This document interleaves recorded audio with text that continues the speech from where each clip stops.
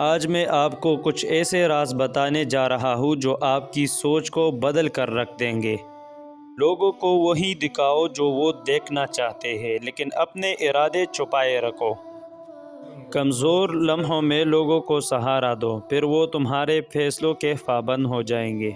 دشمن کی کمزوری اس کے غرور میں چھپی ہوتی ہے، بس اسے ہوا دو۔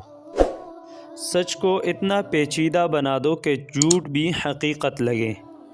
خاموشی سے دیکھو اور سنو، زیادہ بولنے والے ہمیشہ اپنی حقیقت ظاہر کر دیتے ہیں۔ اگر آپ کی توہین کی جائے تو پریشان نہ ہو، بس خاموشی سے اس شخص کی آنکھوں میں دیکھتے رہیں، وہ آپ کی طاقت کو محسوس کرنے لگے گا۔ جب آپ کسی سے بات کرتے ہیں تو دوسرے شخص کی آنکھوں میں اپنا عکس دیکھنے کی کوشش کریں۔ یہ آپ کی نگاہوں کو تیز کرے گا اور آپ کو زیادہ متاثر کن دکھائی دے گا۔ اگر آپ کسی ایسے شخص کو دیکھتے ہیں جو زیادہ باتیں نہیں کرتا، مگر جب وہ بولتا ہے تو انتہائی اہم باتیں کرتا ہے، اس کا مطلب ہے کہ وہ شخص بہت ذہین ہے۔ افراتفری کے لمحات میں پرسکون رہے، ایسا کرنے سے آپ ہر طرح کے حالات پہ قابو پا سکتے ہیں۔ اگر آپ کسی کو کوئی بات بتاتے ہیں اور وہ آگے سے اپنی ناک کچاتا ہے تو اس کا مطلب ہے کہ وہ آپ کے آئیڈیا کو زیادہ سیریس نہیں لے رہا۔ جب ضروری ہو تو نہیں کہنا سیکھیں۔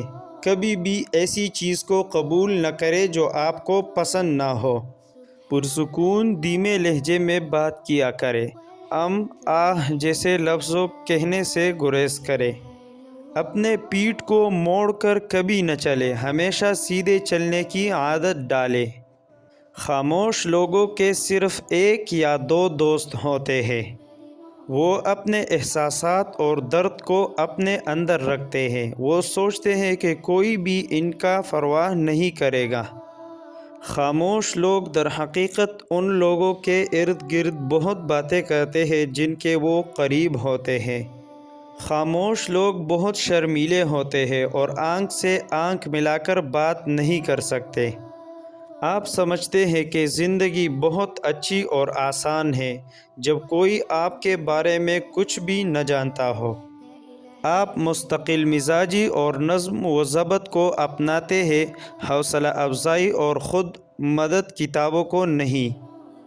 آپ لوگوں کو اپنی ذہنی صحت کے تحفظ کے لیے جان بوجھ کر دلائل یا بحث جیتنے دیتے ہیں۔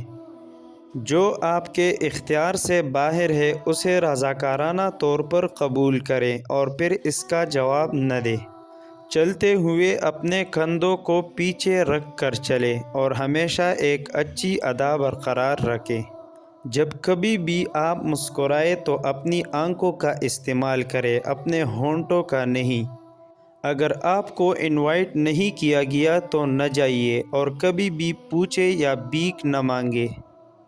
بات کرتے ہوئے آہستہ بولیے، اس سے آپ کی باتیں پر اعتماد لگے گی۔ بہت زیادہ مسکراہٹ مت کریں، یہ کمزوری کو ظاہر کرتی ہیں۔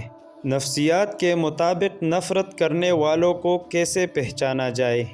جب کوئی آپ کا توہینآمیز انداز میں مذاق اڑائے تو نفرت کرنے والے بہت ہنسیں گے۔ آپ کی غیر موجودگی میں آپ کے بارے میں برے طریقے سے بات کرتے ہیں۔ وہ مشورے دے کر آپ کو نیچا دکھانے کی کوشش کرتے ہیں۔ نفرت کرنے والے شاید ہی آپ کو آپ کے نام سے پکاریں۔ نفرت کرنے والے آپ کو کبھی مبارکباد نہیں دیں گے۔ وہ ایسا ظاہر کرائیں گے جیسے انہوں نے آپ کی کامیابی کو محسوس ہی نہیں کیا۔